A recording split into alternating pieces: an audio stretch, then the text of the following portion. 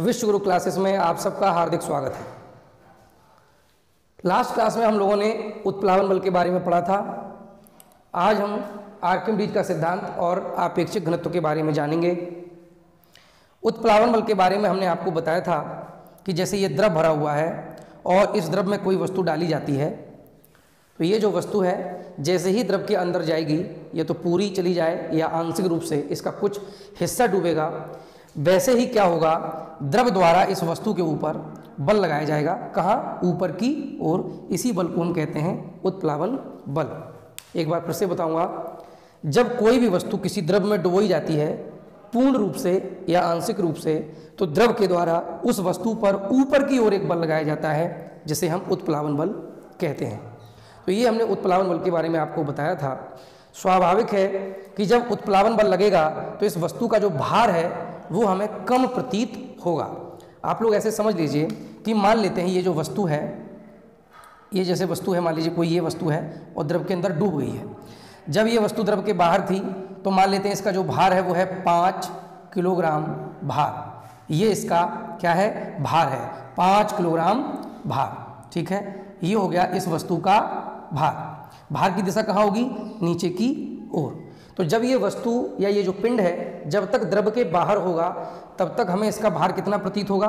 5 kilogram भार के बराबर। होता क्या है, जब ये पिंड इस द्रव में डूबता है तो द्रव के द्वारा इस पर ऊपर की ओर एक बल लगाया जाएगा। मान लेते हैं जो ऊपर की ओर बल लगाया जा रहा है वो कितना है? मान लेते हैं कि वो है आपका 2 किलोग्राम भार। ठीक है, यानी कि ऐसे समझ लीजिए ये जो पिंड है इसका भार है कितना? 5 किलोग्राम भार। ठीक है, जिसकी दिशा कहाँ होगी? नीचे की ओर। और जब हमने इस पिंड को द्रव में डुबोया है तो द्रव ने इस पर ऊपर की ओर बल लगाया, कितना? वो बल है आपका 2 किलोग्राम भार। तो अब क्या होगा, इस पिंड पर एक साथ 2 बल कार्य कर रहे हैं। देखिए, भार भी एक बल होता है, 2 बल कार्य कर रहे हैं। एक बल की दिशा कहाँ है? ऊपर से नीचे की ओर, और दूसरे की दिशा है नीचे से ऊपर की ओर। तो इनका परिणामी कितना आएगा? देखिए, नीचे की ओर कितना है? 5 किलोग्राम भार, और ऊपर की ओर 2 किलोग्राम भार। तो उसका जो परिणामी आएगा वो आ जाएगा 3 किलोग्राम भार। दिशा कहाँ होगी? ऊपर से नीचे की ओर। ठीक है, तो बल एक सदिश राशि है, तो ये दोनों बलों की दिशाएं विपरीत हैं, लिहाजा क्या होगा, इनका परिणामी रह जाएगा 3 किलोग्राम भार, और इसकी दिशा होगी ऊपर से नीचे की ओर। यानी जो पिंड जब द्रव में नहीं डूबा था तो हमें 5 किलोग्राम का प्रतीत हो रहा था, वही पिंड अब जब द्रव में डूब जाएगा तो हमें केवल कितने का लगेगा? 3 किलोग्राम का लगेगा। सीधी सी बात है, ये जो 5 किलोग्राम है ये क्या है? ये है उसका वास्तविक भार, वास्तविक भार है। ठीक है, लेकिन हमें जो बाद में डूबने के बाद लगेगा वो कितना लगेगा? 3 किलोग्राम भार। तो ये हो जाएगा आभासी भार। ठीक है, तो जो आभासी भार है वो वास्तविक भार से कम होगा, और कितना कम होगा? जितना क्या लगेगा? उत्प्लावन बल। ठीक है, तो यहाँ से हमें एक फॉर्मूला भी मिल जाता है कि किसी भी पिंड को जब हम द्रव में डुबोते हैं तो होगा क्या, उस पिंड पर द्रव के द्वारा ऊपर की ओर एक बल लगाया जाएगा, जिसे हम कहेंगे उत्प्लावन बल। और इस उत्प्लावन बल के कारण वो जो वस्तु है जिसको हमने द्रव में डुबोया है वो हमें पहले से कम वजन की प्रतीत होगी, हल्की प्रतीत होगी, और उसे हम कहेंगे आभासी भार। तो जो आभासी भार होता है वो वास्तविक भार माइनस उत्प्लावन बल, यानी जितना भी बल लगेगा, उत्प्लावन बल लगेगा, उतना जो है भार में कमी हो जाएगी, और इसीलिए आभासी भार वास्तविक भार से कम होता है। ठीक है, अब इसके बाद आज हम पढ़ते हैं आर्किमिडीज का सिद्धांत। देखिए, जो उत्प्लावन बल है इसी में थोड़ा आगे बढ़ते हुए आर्किमिडीज ने एक सिद्धांत प्रस्तुत कर दिया। आर्किमिडीज ने क्या कहा? आर्किमिडीज ने कहा कि जब भी किसी वस्तु को, ध्यान से सुनिएगा, जब भी किसी वस्तु को द्रव में डुबोया जाता है, मान लेते हैं ये एक कोई पिंड है और इसको हमने द्रव में डुबो दिया है, तो जब भी किसी पिंड को या वस्तु को द्रव में डुबोया जाता है तो हमें उसके भार में कमी का आभास होता है। हमने भी हाल आपको बताया भी कि पहले जो पिंड था वो कितने का था? 5 किलोग्राम का था, यानी इसका भार हो जाएगा 5 किलोग्राम भार। देखिए, भार बराबर क्या होता है? W बराबर होता है mg। ठीक है ना, तो m कितना है? 5 किलोग्राम है, तो इसका जो वेट होगा, जो भार होगा, वो कहलाएगा 5 किलोग्राम भार। ठीक है, तो 5 किलोग्राम भार इस पिंड का भार है, लेकिन जब द्रव में डुबोया तो इस पर 2 किलोग्राम भार क्या लगा? उत्प्लावन बल। तो हमें जो भार इसका आभासी रूप से प्रतीत होगा वो कितना होगा? 3 किलोग्राम भार होगा। ठीक है ना, तो इसी के बारे में आर्किमिडीज क्या कहते हैं? आर्किमिडीज कहते हैं कि जब किसी भी वस्तु को या किसी भी पिंड को द्रव में डुबो दिया जाता है तो होता क्या है, उसके भार में हमें कमी का आभास होता है। ठीक है, ये बात बिल्कुल सही है, वस्तु में हल्की नजर आती है। तो भार में होने वाली जो कमी होती है वो वस्तु पर द्रव द्वारा लगाए गए उत्प्लावन बल के बराबर होती है। जो हमने यहाँ पे लिखा भी आप देखिए कि आभासी भार कितना है, वास्तविक भार में से कितना कम हो गया, उत्प्लावन बल के बराबर। यानी जितना उत्प्लावन बल लगेगा उतना ही हमें इस पिंड के भार में कमी प्रतीत होगी। ठीक है, एक बार फिर से सुनते हैं। आर्किमिडीज ने कहा कि जब भी कोई पिंड किसी द्रव में डुबोया जाता है, पूर्ण रूप से आंशिक रूप से जैसे भी है, तो उसके भार में हमें कमी का आभास होता है। भार में होने वाली जो कमी होती है वो द्रव द्वारा लगाए गए उत्प्लावन बल के बराबर होती है। ठीक है ना, तो यहाँ पे हमने देखा भी है कि जो कमी हो रही है वो उत्प्लावन बल के बराबर हो रही है। तो यहाँ से हम क्या कह सकते हैं, सिंपल सी बात है कि अगर ये पिंड है, जब ये पिंड बाहर था, तो इसका कोई भी वजन मान लीजिए, हमने मान लिया इसका वजन है W। ठीक है, अब होता क्या है कि अभी इसकी दिशा होगी नीचे की ओर, W की दिशा नीचे की ओर होगी। अब हो क्या रहा है, जब ये द्रव में डूब जाएगा तो इस पर दो बल कार्य करेंगे, एक तो W होगा जो नीचे की ओर होगा, एक उत्प्लावन बल होगा जिसको हम मान लेते हैं W डैश। ठीक है ना, तो जो उत्प्लावन बल है वो W डैश है। तो इसका जो आभासी भार होगा या जो हमें इसका भार प्रतीत होगा पिंड का, वो कितना हो जाएगा, W माइनस W डैश। तो क्या कहेंगे, भार में जो कमी होगी वो किसके बराबर होगी, उत्प्लावन बल के बराबर होगी। ठीक, अब ये उत्प्लावन बल किसके बराबर होता है, ये जो उत्प्लावन बल लगता है यानी द्रव द्वारा जो ऊपर की ओर बल लगाया जाता है, ये किसके बराबर होता है। तो सुनिएगा ध्यान से, जो उत्प्लावन बल होता है वो वस्तु द्वारा हटाए गए द्रव के भार के बराबर होता है। देखिएगा ध्यान से, जब ये पिंड इस द्रव में डूबेगा तो क्या करेगा, ये उतने आयतन के बराबर, यानी जितना इस पिंड का आयतन है उतने आयतन के बराबर ये द्रव को हटा देगा। जैसे पानी में हमने डुबोया मान लीजिए, तो जितना आयतन इस पिंड का होगा उतना आयतन पानी का ये हटाएगा। तो जो इसने पानी हटाया है उस हटाए गए पानी का भी एक भार होगा, और जितना भार होगा वो उत्प्लावन बल के बराबर होता है। ठीक है, फिर से सुनेंगे, क्या जब कोई पिंड किसी द्रव में डुबोया जाता है तो उसके भार में कमी का आभास होता है। ये जो भार में होने वाली कमी है वो द्रव द्वारा लगाए गए उत्प्लावन बल के बराबर होती है। अब मैंने आगे बताया कि जो उत्प्लावन बल होता है वो किसके बराबर होता है, तो वो होता है उस वस्तु द्वारा या उस पिंड द्वारा हटाए गए द्रव के भार के बराबर। तो यहाँ पे हम लिख सकते हैं बराबर में क्या, हटाए गए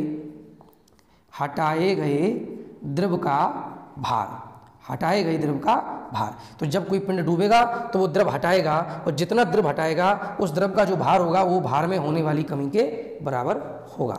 ठीक है, अब यहाँ पर देखेंगे क्या कि जो भार जो होता है हमने ऊपर लिखा भी है, वो बराबर होता है mg। भार बराबर क्या होता है, mg, यानी द्रव्यमान गुणा, यानी मल्टीप्लिकेशन होगा किससे, गुरुत्वीय त्वरण से। अब द्रव्यमान किसके बराबर होता है, जो द्रव्यमान होता है m, वो किसके बराबर होता है, तो द्रव्यमान m बराबर होता है आयतन, मान लेते हैं v फॉर वॉल्यूम को हिंदी में कहते हैं आयतन। तो मान लेते हैं कि किसी वस्तु का जो द्रव्यमान m है उसका आयतन कितना है, v है, इंटू d क्या है, d है उस वस्तु का घनत्व, जिस पदार्थ से वो बनी है। हर वस्तु किसी न किसी पदार्थ से मिलकर बनती है, तो उस वस्तु का जो घनत्व होगा वो हो जाएगा d। तो द्रव्यमान बराबर होता है आयतन मल्टीप्लाइड बाई घनत्व। ठीक है, जो भी आयतन होगा उसका गुणा होगा घनत्व से। तो आयतन गुणा घनत्व जो होता है वो द्रव्यमान के बराबर होता है। तो उस स्थिति में जो भार होगा वो किसके बराबर हो जाएगा, वो बराबर हो जाएगा VdG। V फॉर वॉल्यूम, यानी उस वस्तु का या पिंड का आयतन, D उस पिंड का घनत्व, और G गुरुत्वीय त्वरण। ठीक है, तो इस तरीके से ये भार बराबर होता है VdG, आयतन गुणा घनत्व गुणा गुरुत्वीय त्वरण। अब थोड़ा इसको हम और अच्छे से समझेंगे। क्या, देखिएगा ध्यान से कि ये पिंड है कितने का, जैसे 5 किलोग्राम भार का है, और इस पर उत्प्लावन बल जब ये पूरा डूब गया है तो उत्प्लावन बल है 2 किलोग्राम भार। तो उस स्थिति में क्या हो रहा है, इस पिंड पर नीचे की ओर एक परिणामी बल कार्य करेगा, कितना, 3 किलोग्राम भार, और ये परिणामी बल क्या करेगा, इस पिंड को द्रव में डुबो देगा, और ये पिंड धीरे धीरे तली में पहुँच जाएगा। अगर हम चाहते हैं कि ये पिंड डूबे ना बल्कि तैरता रहे, तो ये सिर्फ तब हो सकता है जब इस पिंड का जो भार है और उत्प्लावन बल है दोनों आपस में कैसे हो जाएं, बराबर हो जाए। यदि पिंड का भार और पिंड पर लगने वाला उत्प्लावन बल दोनों बराबर हो जाएंगे तो ये नहीं डूबेगा। अभी हमने आपको बताया कि उत्प्लावन बल होता है हटाए गए द्रव के भार के बराबर। तो हम ये भी कह सकते हैं कि तैरने के लिए जरूरी है कोई भी पिंड तभी तैरेगा जब उस पिंड का भार और उस पिंड द्वारा हटाए गए द्रव का भार बराबर होगा। करेंगे तैरने की, तो तैरने की स्थिति में क्या होता है, तैरने की स्थिति में क्या होगा? तैरने की स्थिति में जो पिंड का भार होगा, जो पिंड का भार होगा वो किसके बराबर होगा? वो हो जाएगा उत्प्लावन बल, यानी जितना भी पिंड पर उत्प्लावन बल लगेगा उसके बराबर हो जाएगा।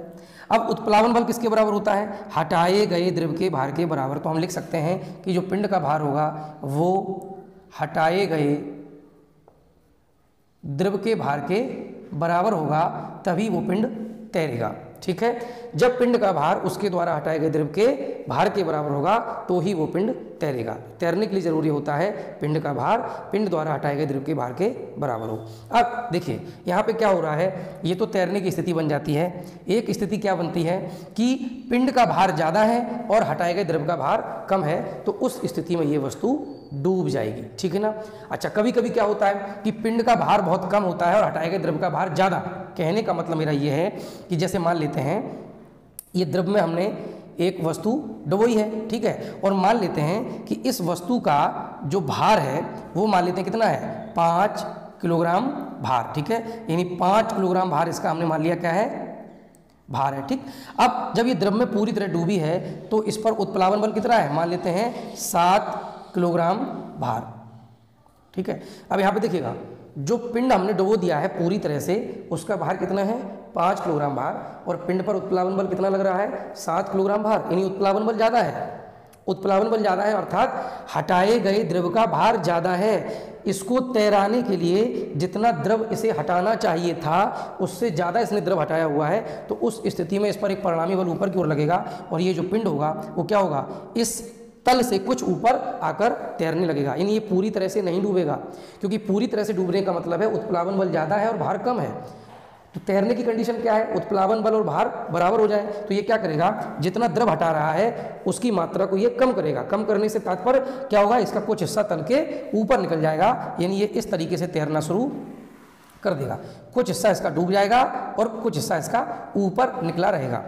फिर भी यदि हम चाहते हैं ये पिंड इसके अंदर ही बना रहे तो हमें क्या करना पड़ेगा, अतिरिक्त बल लगाना पड़ेगा अपने आप, अपने हाथ से। मान लीजिए कोई फुटबॉल है और फुटबॉल को हम क्या करते हैं, पानी में डुबो देते हैं, हम देखते हैं फुटबॉल तुरंत ही ऊपर की ओर आती है और हम चाहते हैं कि वो पूरी फुटबॉल डूबी रहे, तो हमें क्या करना पड़ेगा, हाथ से ऐसे उस फुटबॉल को पानी के अंदर दबाए रखना पड़ेगा। ऐसा क्यों हो रहा है, क्योंकि उत्प्लावन बल है ज़्यादा, तो जितना ज़्यादा उत्प्लावन बल है उतना बल हमें अपनी तरफ से बाहर से लगाना पड़ेगा, तभी तो बैलेंस होगा, तभी तो परिणामी बल शून्य होगा। तो इस तरह से कोई भी वस्तु तभी तैरती है जब पिंड का भार हटाए गए द्रव के भार के बराबर होता है। अब एक बात और हम आपको बताना चाहेंगे कि जब कोई वस्तु पूरी डूब जाएगी किसी द्रव में तो वो उतना ही आयतन हटाएगी जितना कि उसका आयतन होगा। जैसे मान लीजिए हम बात करते हैं फुटबॉल की, तो अगर ये फुटबॉल है, ठीक है, ये अगर फुटबॉल है, ठीक, तो सीधी बात है जब फुटबॉल पानी में डूबेगी तो ये कितना आयतन हटाएगी, ये अपने आयतन के बराबर ही पानी का आयतन हटाएगी। तो सीधी बात यह है कि हर स्थिति में जब ये पूरा पिंड डूबा होगा तो जो पिंड का आयतन होगा, पिंड का आयतन जो होगा वो क्या होगा, हटाए गए द्रव के आयतन के बराबर होगा। ठीक, हटाए गए द्रव के आयतन के बराबर होगा। ठीक, कभी भी कोई पिंड जब पूरी तरह द्रव में डूबेगा तो उस पिंड का आयतन और हटाए गए द्रव का आयतन बराबर होगा। अभी हम क्या करते हैं, पिंड का भार, भार हमने का क्या होता है, आयतन v इंटू घनत्व d इंटू में गुरुत्वीय त्वरण।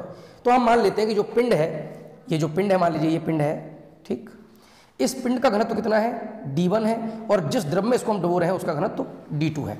ठीक है, यहाँ पे देखिए दो अलग अलग पदार्थ हैं, एक वो पदार्थ है जिससे वो पिंड बना है और एक है द्रव का पदार्थ, तो दोनों का घनत्व हमने अलग अलग मान लिया। तो तैरने की स्थिति में क्या होगा, पिंड का भार बराबर हटाए गए द्रव का भार, और भार क्या होगा, आयतन इंटू घनत्व इंटू गुरुत्वीय त्वरण। तो हमने कहा पिंड का आयतन और हटाए गए द्रव का आयतन बराबर होता है, तो आयतन तो दोनों का बराबर होगा। मान लेते कितना है, v। घनत्व तो हमने पिंड का माना d1, तो v इंटू d1 इंटू जी बराबर होगा v इंटू d2 इंटू जी। यहाँ v से v और g से g कैंसिल, यानी d1 बराबर d2। इसका मतलब ये हुआ कि द्रव का घनत्व और पिंड का घनत्व यदि समान है तो वो पिंड बड़े आराम से तैरता रहेगा, लेकिन जरूरी तो नहीं कि समान हो। दूसरी स्थिति क्या बनेगी इसके अलावा? इसके अलावा स्थिति बन सकती है कि घनत्व D1 ज़्यादा हो और D2 कम हो। समझिए बात को, D1 ज़्यादा होने का मतलब है कि जिस पदार्थ का पिंड बना है वो घनत्व ज़्यादा है और जो द्रव का घनत्व वो कम है। तो उस स्थिति में क्या होगा? आप देखिए, पिंड का भार ज़्यादा हो जाएगा और हटाए गए द्रव का भार कम होगा और वो पिंड द्रव में डूब जाएगा। तो यदि कोई भी पदार्थ हो जिसका घनत्व द्रव के घनत्व से ज़्यादा होगा, उस पदार्थ से बना हुआ पिंड द्रव में कभी नहीं तैर सकता। जैसे जल में कौन कौन सी वस्तुएं तैरेंगी? स्वाभाविक सी बात है, जिन वस्तुओं का घनत्व जल के घनत्व से कम होगा या बराबर होगा, केवल वही जल में तैरेंगी, बाद बाकी सारी वस्तुएं जल में डूब जाएंगी। तो जल में तैरने के लिए या तो क्या है, दोनों के घनत्व समान हो, और कंडीशन क्या बनी कि पदार्थ जो है वस्तु का, उसका पिंड का, उसका घनत्व ज़्यादा है, तो उस स्थिति में पिंड का भार ज़्यादा होगा और वो पिंड डूब जाएगा। ठीक है, तो दूसरी कंडीशन क्या बनती है? D1 कम है और D2 ज़्यादा है। तो उस स्थिति में क्या होगा? पिंड का भार कम होगा और हटाए गए द्रव का भार ज़्यादा होगा, अर्थात वो वस्तु पूरी नहीं डूबेगी बल्कि आंशिक रूप से डूबी हुई तैरती रहेगी। तो दो कंडीशन में कोई भी वस्तु तैरेगी, कब? या तो दोनों के घनत्व बराबर हो या पिंड का घनत्व कम हो और द्रव का घनत्व ज़्यादा हो। तो हम यहाँ से एक निष्कर्ष निकाल सकते हैं क्या, कि तैरने के लिए क्या जरूरी है? तैरने के लिए जरूरी है कि पिंड के जो पदार्थ का घनत्व है, पिंड के पदार्थ का जो घनत्व है वो या तो कम हो या बराबर हो किसके? द्रव के घनत्व के। द्रव का घनत्व, यहाँ पे समझिए बात को, जो द्रव का घनत्व होगा उससे या तो कम होना चाहिए या समान होना चाहिए, तभी वो पिंड उस द्रव में तैरेगा, अन्यथा की स्थिति में डूब जाएगा। ठीक है, यानी अगर पदार्थ का घनत्व ज़्यादा है द्रव से घनत्व से, तो फिर वो पिंड डूब जाएगा। ठीक, अब आर्किमिडीज के सिद्धांत के आधार पर पानी वाला जहाज बनाया जाता है, बड़े बड़े नेवल शिप बनाए जाते हैं, बहुत बड़े बड़े नेवल शिप बनाए जाते हैं, हम लोगों ने देखा है। इतना ज़्यादा उनमें मतलब सामान लाद दिया जाता है, इतने साइज़ में खुद ही बड़े होते हैं, कई हजार टन में वजन होता है, फिर भी वो तैरते रहते हैं। तो एक बात याद रख लीजिएगा कि कोई भी, चाहे जहाज हो या कोई वस्तु हो, वो सिर्फ तभी तैर सकती है जब उसका भार हटाए गए द्रव के भार के बराबर हो। अब थोड़ा हम जहाज के बारे में मान लेते हैं कि ये एक जहाज है। ठीक है, ये मल्टी स्टोरी होता है, हम सब जानते हैं कि जहाज जो होता है वो मल्टी स्टोरी रहता है, बहुत बड़े बड़े जहाज होते हैं। ठीक है, तो हमने ये जहाज मान लिया। अब होगा क्या कि इस जहाज का अपना एक भार होगा, तो इस जहाज का हमने अपना एक भार मान लिया। मान लीजिए इसका भार है 20,000 किलोग्राम, इसका द्रव्यमान है, तो इसका जो भार होगा वो हो जाएगा 20,000 किलोग्राम भार। ठीक है, अब होता क्या है कि जब ये जहाज पूरा डूब जाएगा, पूरा मतलब इन द सेंस से यहाँ तक,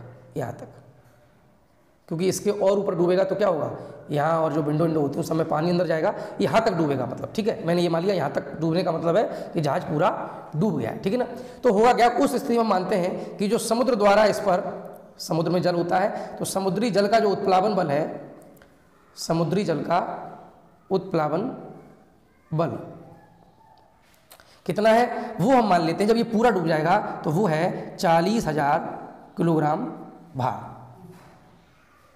जब ये जहाज पूरा डूबेगा उस स्थिति में समुद्री जल के द्वारा जो उत्प्लावन बल लगेगा, यानी नीचे से ऊपर की ओर जो बल लगेगा वो कितना है, 40,000 किलोग्राम भार, और इस पूरे जहाज का कितना भार है, 20,000 किलोग्राम भार। तो हम स्पष्ट रूप से देख सकते हैं कि इस स्थिति में क्या होगा, उत्प्लावन बल बहुत ज़्यादा होगा, बाहर से जो जहाज का भार है उससे उत्प्लावन बल बहुत ज़्यादा होगा। तो क्या होगा, ये जहाज जो होगा वो समुद्र में पूरा नहीं डूबेगा बल्कि आंशिक रूप से डूबेगा। कैसे डूबेगा, आंशिक रूप से। तो मान लेते हैं ये जहाज कितना डूबा, फिर उस स्थिति में इतना डूबा, और ये इतना डूबा हुआ जहाज लगातार पानी में तैरता रहेगा, पानी में आगे बढ़ता रहेगा। अब देखिए, अगर हम क्या करेंगे, इस जहाज के ऊपर से भार बढ़ाते जाएंगे। मान लीजिए इस पर हमने क्या किया, कई लोगों को बिठाना शुरू कर दिया, या इसके ऊपर हमने सामान लादना शुरू कर दिया। तो जैसे जैसे सामान का भार बढ़ता जाएगा वैसे वैसे क्या होगा, ये समुद्र में और ज़्यादा डूब जाएगा, मान लो इतना डूब जाएगा। ठीक है, और जिस वक्त इस पर 20,000 तो इसका खुद का है, जब इस पर 20,000 किलोग्राम भार और ज़्यादा लद जाएगा तो इसका टोटल कितना भार हो जाएगा, 40,000 किलोग्राम भार, और उस स्थिति में हमारा ये जहाज पूरा डूब जाएगा। ठीक है, पूरा डूब जाएगा। जब ये पूरा डूब जाएगा, यदि उसके बाद भी हमने क्या किया, इस पर भार लाद दिया, तो फिर इस जहाज में पानी भरना शुरू हो जाएगा और वो दुर्घटना को जन्म दे देगा। तो सीधी सी बात यह है कि हम इस जहाज पर ज़्यादा से ज़्यादा कितना सामान लोड कर सकते हैं, 20,000 किलोग्राम भार के बराबर। ठीक है ना, तो जब भी जहाज बनाया जाता है तो उसको ऐसे डिजाइन किया जाता है कि न केवल वो जहाज तैरता रहे बल्कि उस पर एक निश्चित क्षमता का द्रव्यमान या भार भी लाद लिया जाए और फिर भी वो तैरता रहे। जैसे ये जहाज है तो इसको इस तरह से डिजाइन किया जाएगा कि 20,000 किलोग्राम तो इसका है द्रव्यमान, और इस पर 20,000 और लाद देंगे हम, तब जाकर के ये जहाज इतना डूबेगा और ये तैरता रहेगा। अगर इससे ज़्यादा और भार ला देंगे तो फिर ये डूबना शुरू कर देगा। ठीक है, तो अब ये हम कैसे कैलकुलेट करते होंगे? तो सीधी बात है, जहाज का आयतन हमें पता होता है और आयतन में हम क्या करेंगे, समुद्री जल का जो घनत्व है उसका गुणा कर देंगे, इंटू जी कर देंगे। तो इससे हमें पता चल जाएगा कि जब ये जहाज हमारा पूरा डूब जाएगा तो ये कितना भार हटाएगा, किसका, समुद्री जल का, और जितना भार हटाएगा वही उत्प्लावन बल होगा। तो कैलकुलेशन करके हम कुल मिला के ये तय करते हैं कि जहाज का भार और उसके ऊपर जो हमें भार लादना है वो टोटल उसके द्वारा हटाए गए भार से कम ही रहे, तो वो जहाज बड़े आराम से तैरता रहेगा। तो इस तरह से हो गया आर्किमिडीज का सिद्धांत। क्या है, जब कोई वस्तु किसी द्रव में डुबोई जाती है तो द्रव के भार में कमी प्रतीत होती है, भार में होने वाली यह कमी वस्तु पर लगे उत्प्लावन बल के बराबर होती है। ठीक है, चलिए अब बात करते हैं आपेक्षिक घनत्व की। तो आपेक्षिक घनत्व जो होता है वो तैरने में बहुत ज़्यादा मेरी मदद करेगा। अगर कि कोई वस्तु तैरेगी या नहीं तैरेगी ये हम बड़े आसानी से आपेक्षिक घनत्व से पता कर सकते हैं। देखिए कैसे, जो आपेक्षिक घनत्व होता है वो किसके बराबर होता है? आपेक्षिक घनत्व किसी भी पदार्थ का जो आपेक्षिक घनत्व होता है वो होता है पदार्थ का घनत्व डिवाइडेड बाई जल का घनत्व। यानी कि कोई भी पदार्थ हो, उस पदार्थ का जो जल के सापेक्ष घनत्व होता है उसे हम कहते हैं उस पदार्थ का आपेक्षिक घनत्व, रिलेटिव डेंसिटी, रिलेटिव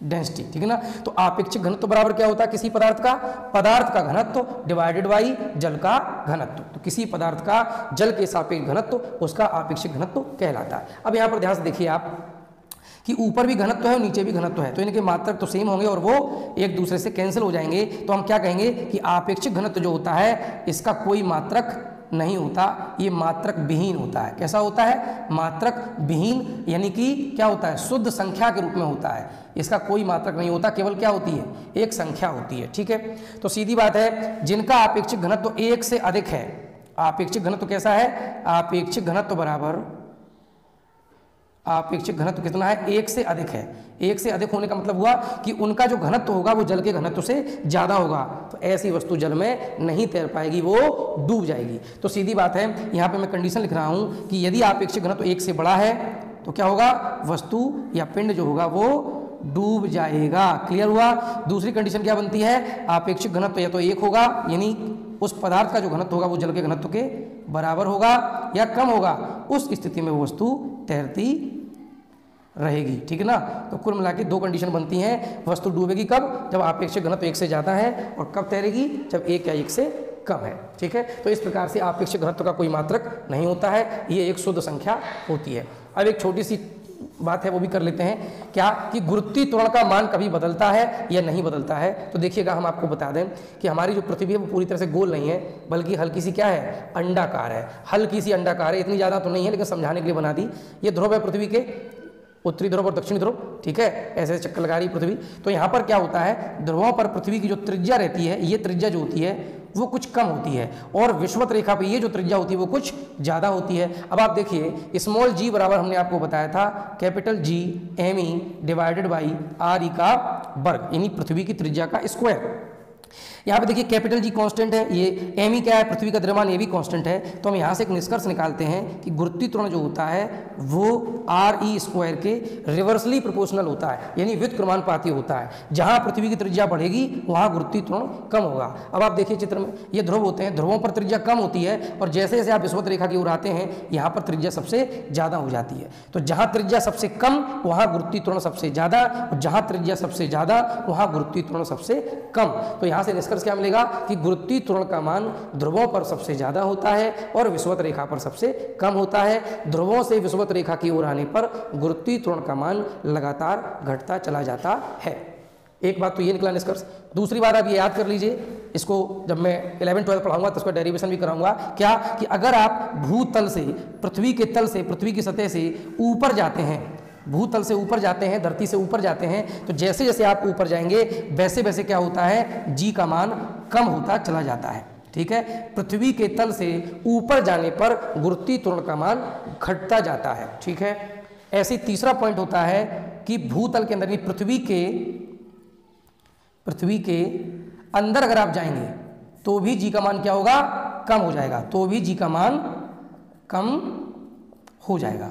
मतलब सीधी सी बात यह है कि जैसे ये हमारी पृथ्वी है और यहाँ पे 2 पॉइंट, एक पॉइंट ए ये कहाँ है, पृथ्वी की सतह पर है, एक पॉइंट बी ये कहाँ है, ये पृथ्वी की सतह के अंदर है। तो आप ये मान लीजिए कि ए पर जो गुरुत्वीय त्वरण होगा वो ज़्यादा होगा और जो बी पर गुरुत्वीय त्वरण होगा वो कम होगा। ऐसे अगर एक बिंदु हम कहाँ ले लेते हैं, भूतल से ऊपर ले लेते हैं सी, तो जो जी सी होगा ये भी जी ए से कम होगा, ठीक है ना। तो इस तरह से ये होता है गुरुत्वीय त्वरण के मान में होने वाला। अगला टॉपिक जो होगा वो हम नेक्स्ट क्लास में लेकर के आएंगे।